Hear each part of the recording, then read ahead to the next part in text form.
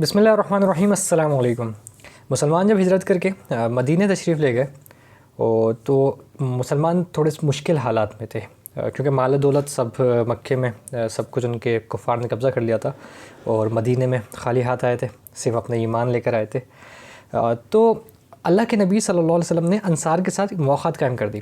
وہ کیا تھا کہ ایک صحابی کو ایک انصار بھائی کے ساتھ، یعنی مدینہ میں رہنے والوں کے ساتھ ایک جوڑی بنا دی، جو ہجرت کر کے آئے تھے ان کی جوڑی بنا دی کہ بھائی آپ ایک دوسرے کو سپورٹ کر لیں گے، یہ ساتھ رہ لیں گے. ان کو گھر نہیں تھا، کچھ بھی نہیں تھا. تو ایک صحابی تھے حضرت عبد الرحمن بن عوف رضی اللہ تعالیٰ عنہ، عشرہ مبشرہ میں ٹاپ 10 صحابہ میں ہیں، اور بہت بڑے صحابی تھے، بہت بڑے تاجر تھے. ان کے جو بزنس اسکل تھے نا وہ کمال کے درجے کے تھے. تو ان کی مواخات جو قائم کی وہ فرمائی تھی سعد بن ربیع انصاری رضی اللہ تعالیٰ عنہ سے.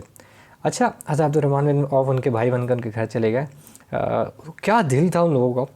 تو انہوں نے سعد نے حضرت عبد الرحمن بن عوف سے معلوم کیا، پوچھا کہ بھائی جان، میں اہل مدینہ میں سب سے مالدار ہوں، میں اپنے مال کے 2 حصے کرتا ہوں، ایک حصہ آپ رکھ لیں اور دوسرا میرے لیے چھوڑ دیں. آپ تصور کریں صرف کس وجہ سے یہ بول رہا ہے کہ اللہ کے نبی نے ان کو ان کا بھائی بنا دیا تھا، کہ اللہ کے نبی نے ان کی ذمہ داری دی تھی کہ اللہ کے نبی نے یہ نہیں کہا اپنا آدھا مال دے دو، نہیں، لیکن ان کا دل دیکھیں کہ کوئی اپنا آدھا مال جو ہے اپنے سگے بھائی کے لیے بھی قربان کرنے کے لیے آج تیار نہیں ہوتا. پھر کیا ہوا؟ اور اچھا، پھر ان کو ایک اور آفر دی کہ اور آپ کی میں شادی بھی کرا دیتا ہوں، کیونکہ ظاہر سی بات ہے ان کو اندازہ تھا کہ ان کو شادی کی بھی ضرورت ہوگی. تو اچھا، حضرت عبد الرحمن بن عوف بڑے زبردست صحابی تھے. تو انہوں نے شکریہ ادا کیا اور دعا کی کہ اللہ آپ کے اہل اور مال میں برکت دے. ان سے کہا کہ مجھے بازار کا راستہ دکھا دیں، مجھے بازار بتا دیں، بازار کہاں ہے. آپ جو ہے تجارت کے بڑے ایکسپرٹ تھے، سیلز کے اور سیل اینڈ پرچیزنگ کے، مطلب کاروباری سرمایوں کے ماہر، آپ بہت ماہر تھے. آپ کا جب انتقال ہوا تو بڑی فارچون جمع ہو گئی تھی. تو واقعہ یہ ہے کہ آپ جو ہے اب اپنا سب کچھ مال تو وہاں چھوڑ کے آئے تھے مکے میں، لیکن آپ کے تجربہ اور آپ کے جو ہے کاروباری صلاحیتیں تو موجود تھیں.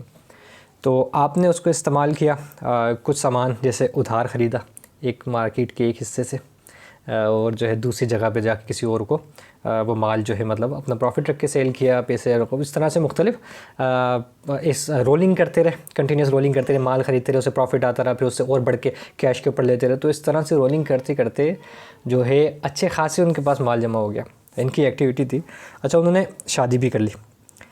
اچھا اب کمال دیکھیں، شادی کے اگلے دن نبی صلی اللہ علیہ وسلم کے پاس تشریف لے گئے. اچھا، آپ صلی اللہ علیہ وسلم نے ان کے کپڑوں پر زعفران کے نشان دیکھے. زعفران ایک قسم کی خوشبو ہوتی ہے، ابھی بھی ہوتی ہے، بڑی قیمتی خوشبو ہوتی ہے. تو اچھا، زعفران اس زمانے میں بڑی عام تھی، تو اس کے نشان دیکھے. تو آپ صلی اللہ علیہ وسلم نے ان سے پوچھا کہ اچھا وہ زعفران عرب کی عورتیں خصوصی طور پہ استعمال کرتی تھی.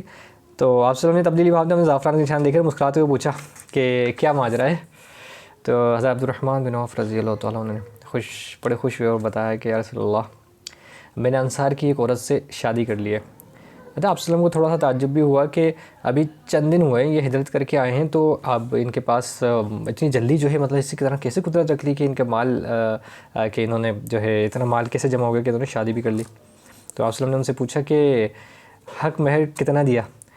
تو انہوں نے فرمایا کہ کھجور کی گٹھلی کے برابر سونا، یعنی سونے کا ٹکڑا. اس ٹائم پہ بھی قیمتی تھا، آج بھی جو ہے اتنا ٹکڑا جو ہے معمولی نہیں ہوتا.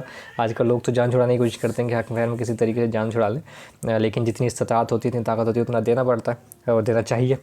پھر آپ صلی اللہ علیہ وسلم نے آپ صلی اللہ علیہ وسلم بڑا خوش ہوئے ان سے. اچھا، اس سے ہمیں ایک اور سبق بھی ملتا ہے.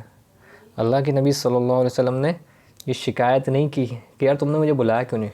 اس زمانے کی کائنات کی سب سے بہترین ہستی موجود ہیں اس زمانے میں، اور آپ نے جو ہے انہیں دعوت نہیں دی، پھر بھی انہوں نے شکایت نہیں کی.